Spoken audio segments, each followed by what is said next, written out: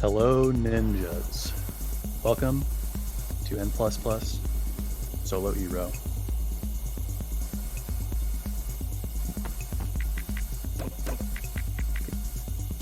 Can y'all hear me right on the stream?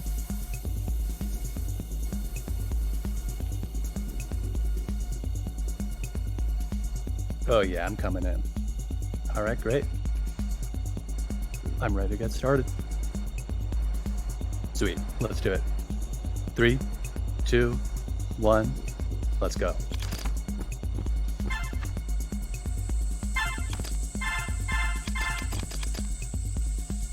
So, welcome to N++. If there's anyone here who's not familiar with the game, you might be getting blasted by some nostalgia right now, because this is actually a pretty old franchise. Originally, this was a Flash game on PC. Had a lot of good memories playing that when I should have been doing schoolwork. You know how Flash games are. You can load them on any computer, play them anytime. The original game had a really awesome, robust physics engine just like this one. It had a map maker. Man, what a classic. There were a couple other versions too. N+ came out for Xbox 360, as well Nintendo DS, PSP. But it's kind of come full circle back to PC, and now we have N++, which is the definitive version of the game. It has the smoothest frame rate, the smoothest physics engine, overall the best campaign levels, and of course it's got that level editor for the creatives among us. But today we're doing speed runs, and there's a lot of ways to make this game hard. Speedrunning has its own challenges. This is E-row, which generally means really tough levels. All the levels in this game are grouped into clumps of 5. We call those episodes. Here we can see the grid between levels. As you travel eastward along the grid, the levels get harder, and as you travel southward or downward along the grid, the levels get harder. So when we say E-row, that really means that Emmoji is playing hard levels and ending on really hard levels. This is not an easy speedrun. The smooth gameplay you're seeing now is the end result of a lot of grinding. I've tried this speedrun. I've seen other people try this speedrun. Without practice, it's easily multiple hours. I think I'm a little bit behind, but I just saw Emmoji get a really great skip from some of the chaser drones on the bottom. There's a lot of situations here when you're doing careful movement in order to skip cycles. It's all visually on the screen. Hopefully you can spot some of those cycles for yourself. But as I was saying, this is a hard speed run. When Emmoji started, I think it took her a little shy of 3 hours. So she's like cut her time in half, and then cut it in half again, and then a little more changed. So there's been a huge amount of improvements. This game is all about the route. There are not huge skips in this game, at least not the sort of skips you think about in speedruns. I mean, you think about Wrong Warp and Ocarina of Time, or any game where you can clip through a polygon and skip all the cutscenes or whatever. This is not that kind of speedrun. When we say skips in N++, we really just mean a significant innovation on an existing route that took everyone by surprise. But there's not really going through walls, there's nothing like that. I guess you could say you kind of have to beat the game as the developers intended.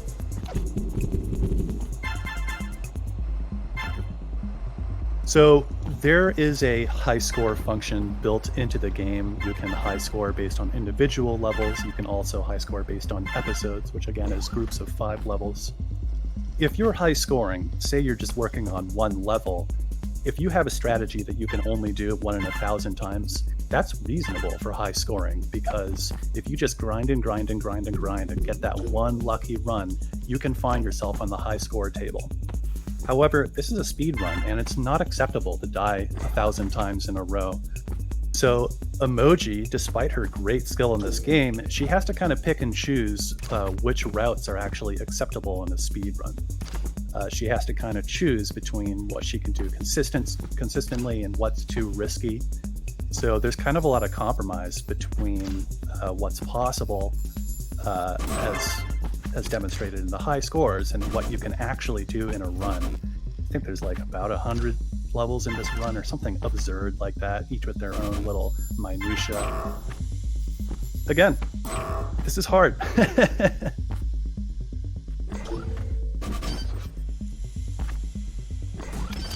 So the levels in the beginning of Eero are not too crazy. It kind of gets harder and harder. I think the last third of Eero is really where things heat up.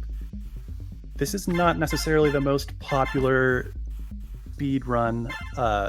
Generally, people like the earlier levels more for speed runs. I think just because they're easier. A lot of them are kind of more flowy, more parkour-like, whereas here you got to come in with an idea of what these routes will be.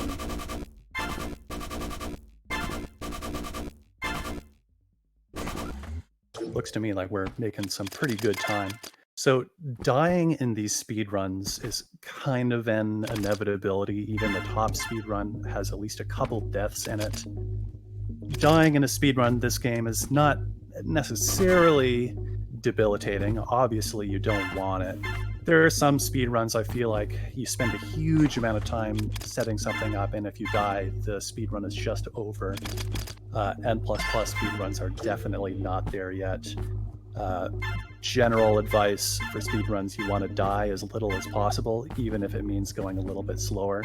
Again, the idea is consistency, not huge bursts of speed.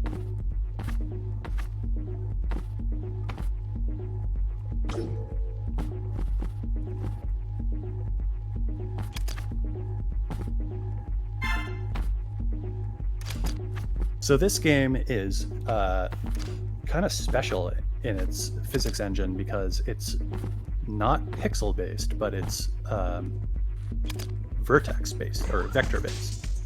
So that means that you're able to have a mathematical amount of precision in the hitboxes.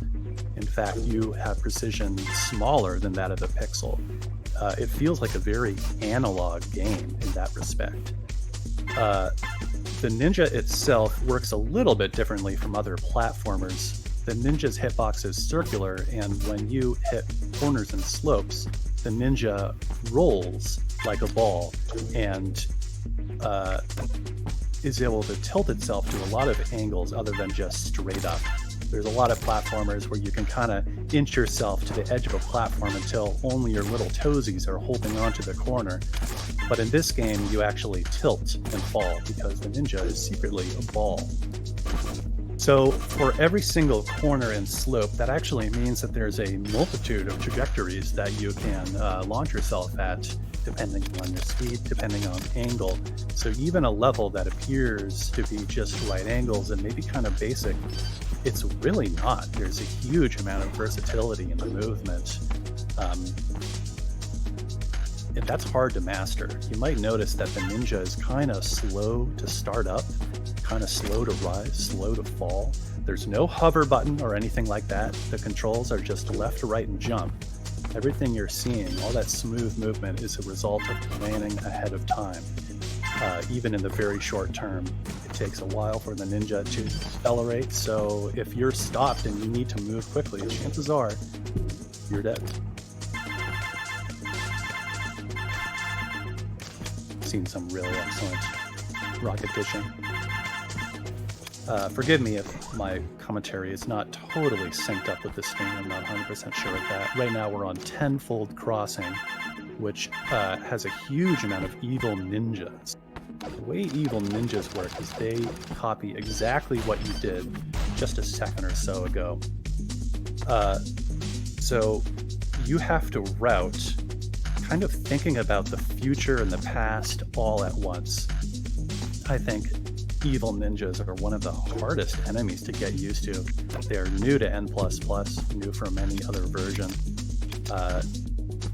They really force you to do all sorts of crazy stuff in the routing. So, in this level, we have ourselves a beautiful little skip, just a tiny little skip. Normally, you'd loop all the way around, but Emmoji just goes to the right instead. It's funny, when we say skips in N++, it's a really, really subtle thing. Been talking to Emmoji about how hard this run is, and one thing that she really wants to communicate is that a lot of the stuff that looks really subtle and looks really easy, it's actually really hard. There are so many tiny, like that map where she just avoided getting sniped by those lasers. That took a huge amount of grinding, and it really looks like nothing. This is a subtle game, you know. It doesn't have incredibly flashy graphics or storyline or anything like that. It's totally gameplay focused, so I hope that all my fellow gamers enjoying this speedrun really appreciate all the hard work that went into this high-performance platformer and this high-performance speedrun. It's really cool. Again, I've tried this speedrun. It's not easy. So the levels are going to start getting harder. These drones moving up and down. So all of the hitboxes in this game are circular, and I don't know that I'd call them perfect. I don't even know what a perfect hitbox really mean. But I will say that they're really, really good. Again, this is a vector-based game, not pixel-based game. You're going to have really, really consistent behavior in all the collisions, which lends this game to speedrunning and also just high performance gaming in general. This is definitely the sort of game where if you think you're good at games, this is a great game to try. To put your money where your mouth is and try to be dope. The consistency is key. There's pretty much no RNG in this game. There are a couple really, really subtle behaviors. But like I said previously, you have to be a giant nerd to even notice that stuff, and I don't think there are any nerds who play this game.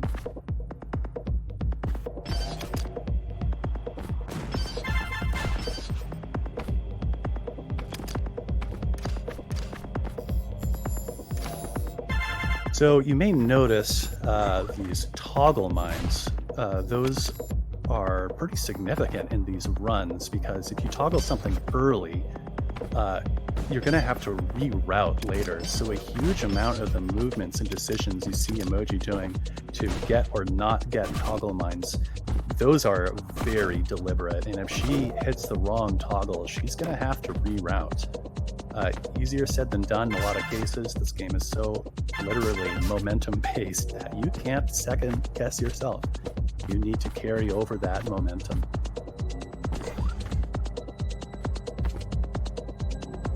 These bouncy balls that chase you, they're probably maybe my favorite enemy in this game.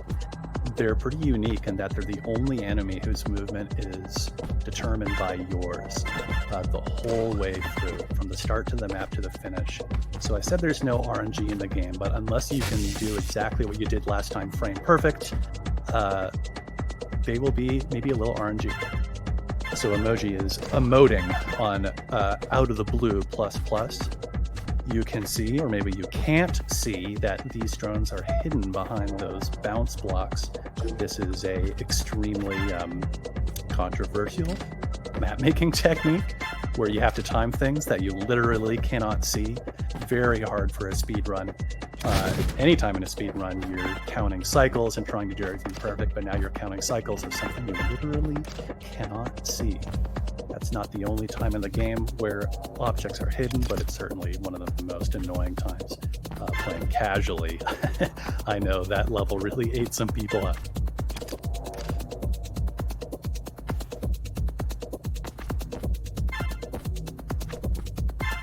And by the way, I see we got some N++ old heads in the chat. If there is anyone who is new to the game or interested in the game, feel free to ask questions in the chat. I'm sure we can help you out. Also, like all these other gaming communities, we do have a Discord as well. I actually got into N when I was like a young teenager, and somehow I never quite stopped playing. One of the reasons for that is the really amazing community, maybe the single nicest gaming community that I've ever had the pleasure to be a part of. I think really, really hard games bring people together. Wow, really great work on Schnorgled there. Those two, that vertical passageway full of those drones there, really, really hard to do without a route. A lot of casual players get stuck there between the drones and the mines in the middle. Emmoji just killed it. Yeah, that was really, really good. Around the chat asks, how did you first try it? No one knows.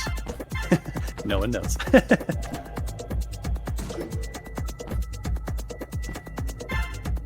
Yeah, that's kind of a common theme in this game, because, you know, Emmoji is trying to go for the most consistent strats possible and just hoping to get through smoothly without dying.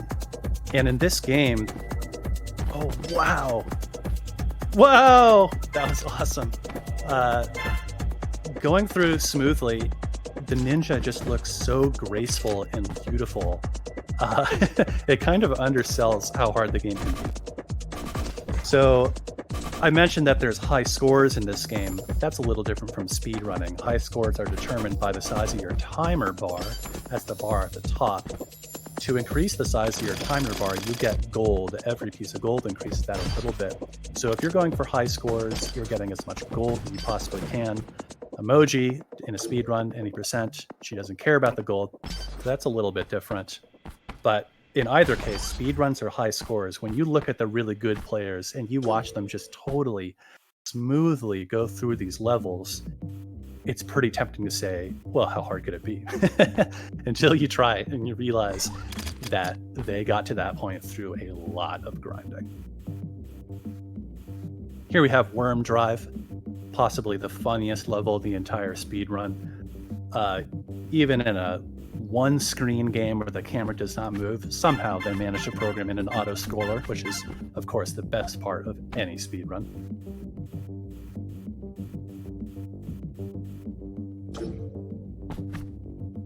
Pretty obvious enemy cycle here, one that's impossible to skip through.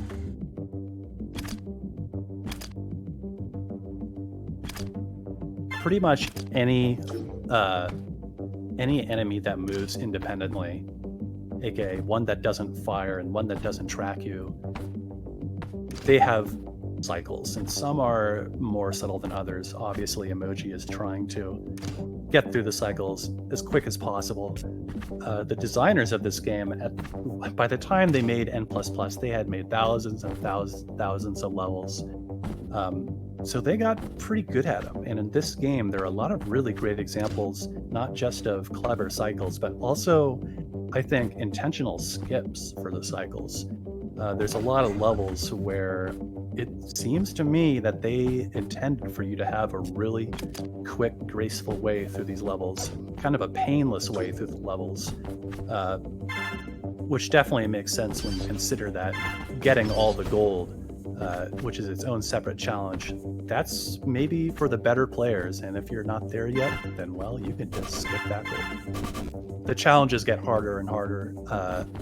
Not only do you have to get all the gold, but sometimes you're supposed to get all the toggles, but not get all the gold, or get all the switches, but not get any of the toggles. So there are multiple challenges for some of these levels.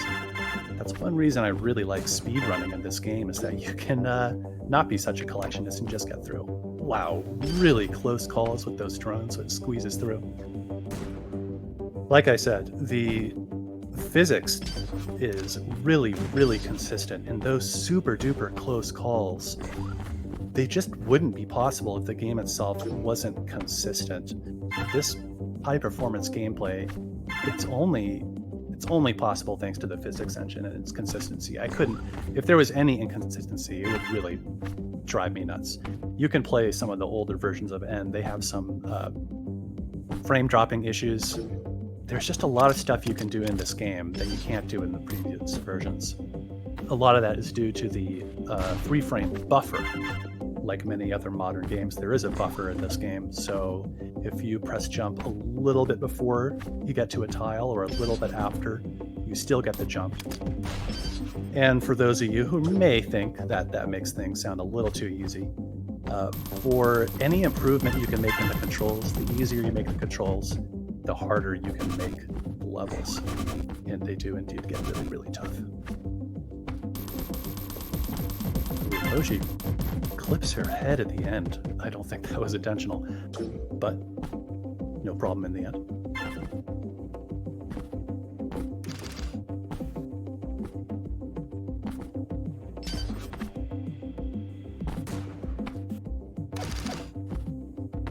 So not going to jinx it, but this run is looking pretty good. Only a couple deaths here and there, though we're not out of the woods by any means. There are a lot of difficult levels remaining. It just gets harder and harder.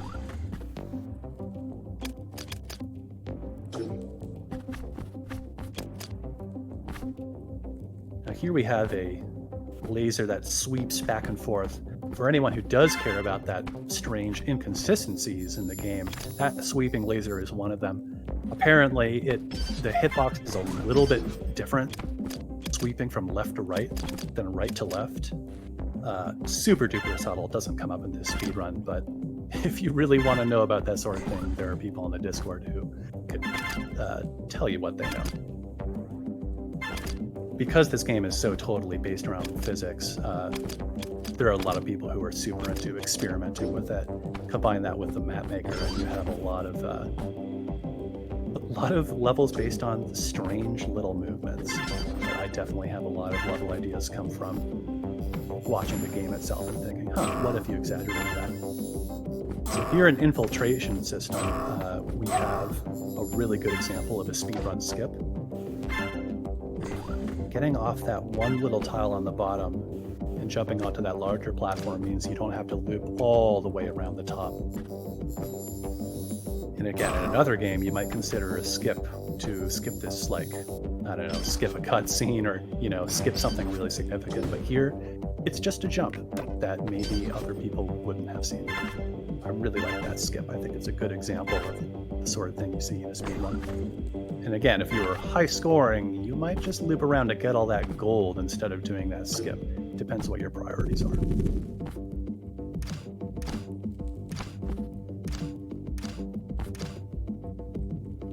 Here we got a really great evil ninja course. You got to get every single one of these switches, and you got to dodge your past self as you go along. And Emmoji's got a really sick strat here where she gets up before all the evil ninjas are even done spawning. And if you try to climb that channel at the wrong time, one of those evil ninjas is going to eat you up on the way up there.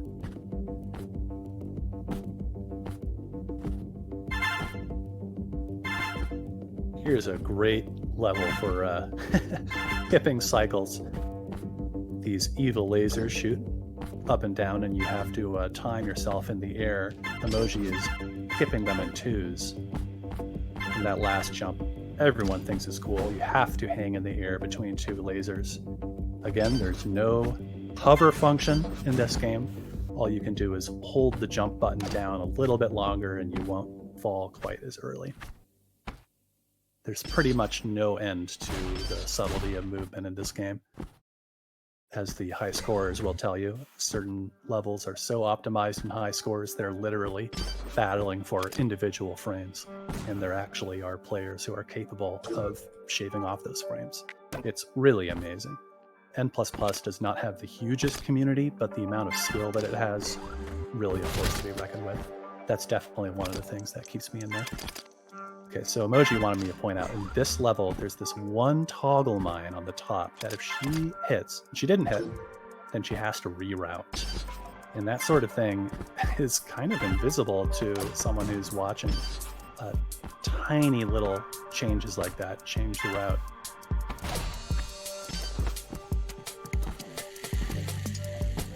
And even casual players, they will develop their own routes. If you play a level and you die and you do it again and again, you will eventually kind of get a flow down. You'll have your own particular way of beating the level.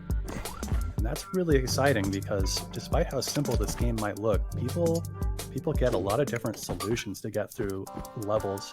Emmoji, as she's worked on this speedrun, has had to take a lot of advice from a lot of different players, because she'll admit to this. Sometimes other players see things that she doesn't, and we have to point out that, oh, there's this one little jump that you missed. And I just find it funny. It's such a simple game, or a simple looking game. You might look at it and wonder, you know, it's so matter of fact. Wouldn't you just understand everything or how to do things optimally just looking at it? And the answer is no. People are finding little improvements all the time.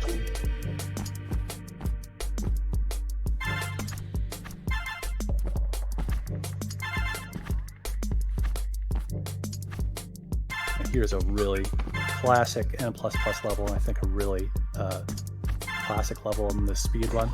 Just drones everywhere. Some of these drones will cling along the walls, and some of them will bounce when they hit a wall.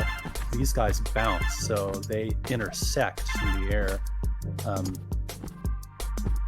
you see Emmoji is cutting as close as she possibly can, beating these drones in intersections in the air. Casually, I mean, this level takes people hours. Casually, this is the sort of level that makes people give up and play a different game. But for those who stick with it, you'll get through. Just like I think Emmoji's getting through. Nice. A couple deaths, but it was still pretty solid.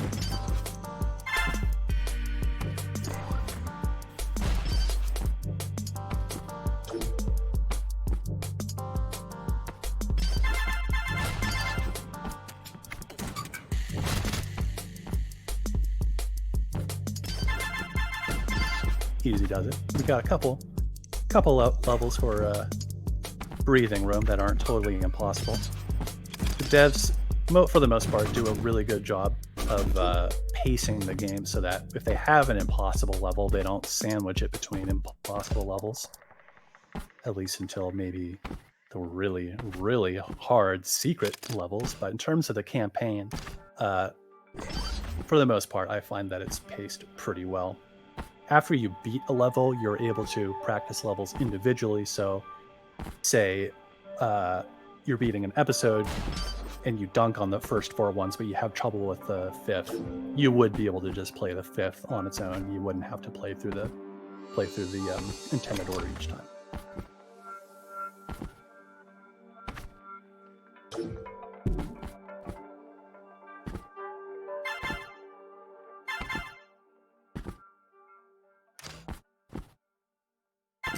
Yeah, players will always tell you about which levels gave them the hardest time. It's a tough game. We're all in it together.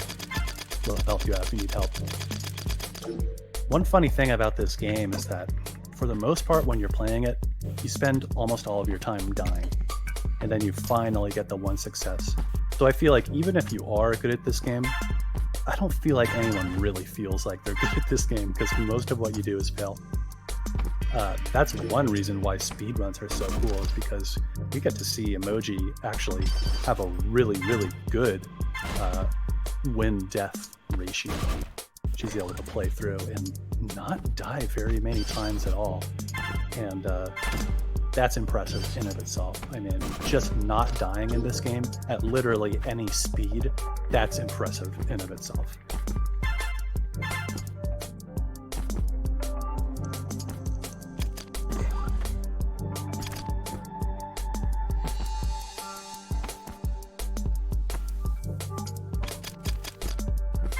So this game was inspired by a lot of old school PC games like Load Runner and other shareware classics, that sort of thing. This is an action game, this is a platformer, but in terms of the challenges that are given to you, you gotta think. You gotta think to complete this game. It's totally valid to call this game a puzzle game. Some people have called it a rhythm game because at a certain point you almost stop worrying about what you're seeing visually and focus entirely on the controls. Despite the fact that all you do is go left, right, and jump, there's a huge amount of variability in what the game asks of you and what the levels are like. there's a huge amount of variability. There's a lot you can do with the game, despite its apparent simplicity. And Emmoji got that skip that she's been working on. I guess I didn't mention how to actually go fast, if any of you want to know. Obviously, you run to go fast, and you can fall to go fast. The real way to get a lot of speed, though, is to jump multiple times in quick succession. Every time you jump, you add to your current vertical momentum. So if you're able to jump a whole bunch of times in a row, you add to your vertical momentum a whole bunch of times in a row. Probably the most dramatic example of that is chimneying, where you're just stuck between two walls and you can hop back and forth, kind of Mario style. But in this game, you just accelerate and accelerate and accelerate, and it is actually, in fact, easy to get enough speed that the ninja just goes splat from impact. I don't think this has happened to Emmoji at all during this run, but if you do fall for long enough and you reach terminal velocity, you will go splat, regardless of the direction that you're going in. If you hit a sloped tile at an obtuse enough angle, you're able to transfer horizontal momentum into vertical momentum, or vice versa, and live a little longer. Really great job on that abject terror in the last map. Those snipers from afar really give casuals a hard time. Wow, really great job going through both of those mines. It's a really solid looking run. Hope you guys are pumped in the chat, because this is some good N++.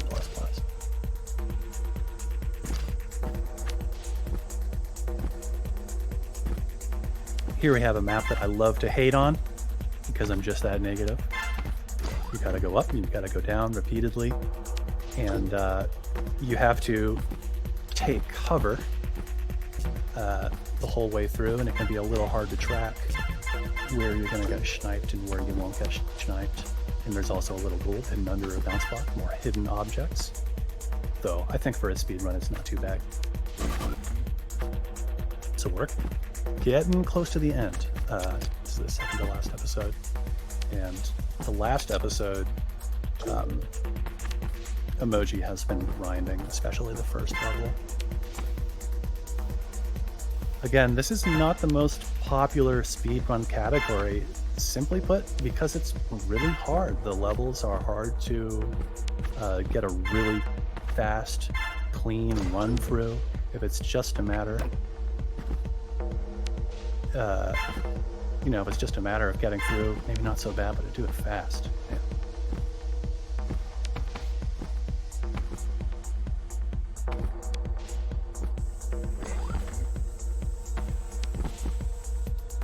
So I'm not sure that was quite what Emmoji was looking for. There's this level really comes down to that middle section of how to get through these drone cycles. It's tough to improvise. I think if you're playing casually, one way to think about that situation is like there's an upstream and there's a downstream. And as long as you move at the same speed as the upstream, you technically only have to worry about the downstream. I don't know if that's totally confusing or not, but that's what works for me. Emmoji, on the other hand, is trying to figure out some way to dart diagonally and just get as fast as possible. And the hitboxes, again, are really, really fair, so you can get super duper close without those drones actually killing you in the end.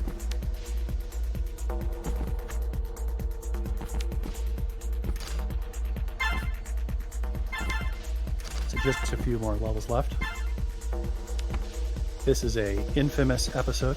I really love this episode from a casual perspective and a speedrun perspective. Just some really cool levels that make you go all over the place.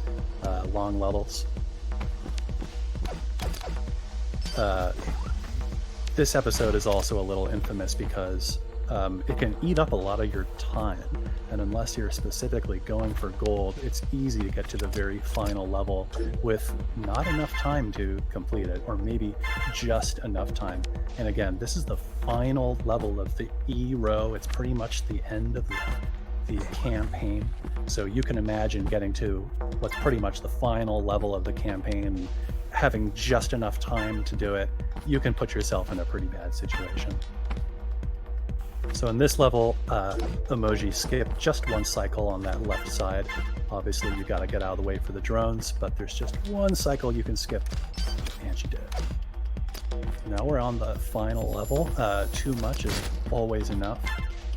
The gimmick here is that you have to stand in the toggle and not go so far that you blow yourself up, like unfortunately just happened. You have to straddle yourself between the toggle and the switch.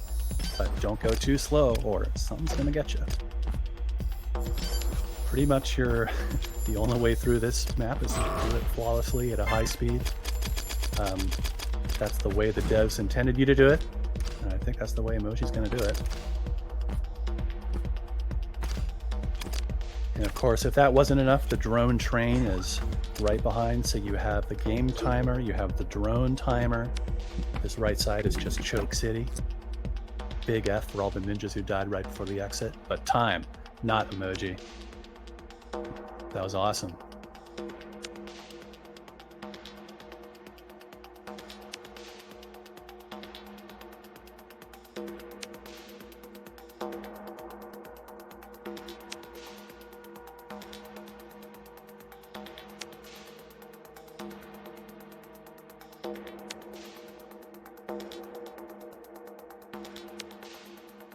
Yeah, that was pretty good. Your PB is just less than a minute off, right? Yeah, that was super duper solid. I hope everyone in chat really enjoyed that high quality M++ gameplay. Everything you saw is the result of a huge amount of grinding and a huge amount of work. Emmoji makes it look easy, but I assure you, it's not. And even for Emmoji, it's not easy. That's just the way it looks.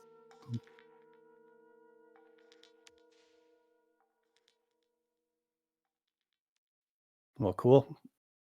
I think we're done here. Thanks so much for having us. Thanks for enjoying the run. And again, if anyone is interested in N++ or any of the old series, come on by the Discord. We're a friendly bunch, and we'll help you out with your ninja dreams, whether that's speedrunning, high scoring, or just being creative and making your own maps. So thanks, guys.